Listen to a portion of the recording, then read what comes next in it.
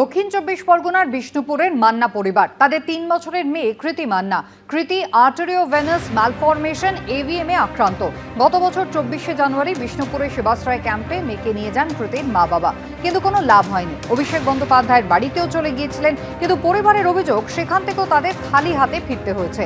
পাশে দাঁড়ানোর প্রতিশ্রুতি দেওয়া হলেও তা পালন করা হয়। আমাদের গাড়িতে করে নিয়ে যাওয়া হয়েছিল। উনি আশ্বাস দিলেন যে আপনি একদম চিন্তা করবেন না, আপনার বাচ্চার পুরোপুরি দায়িত্ব আমি নিচ্ছি। চিকিৎসা করানো হয়ে গেলেও ওর পড়াশোনার দায়িত্বও আমি নিচ্ছি। স্কুলে অভিষেক ব্যানার্জি আমাদের সঙ্গে কিন্তু আর যোগাযোগ করেন। দিল্লি মুম্বাই এক্সপ্রেসওয়েতে ভয়াবহ দুর্ঘটনা ঘটল। রাজস্থানের দৌসায় দুর্ঘটনাগ্রস্ত বাস দুর্ঘটনায় অন্তত 8 জন বাস যাত্রীর মৃত্যু।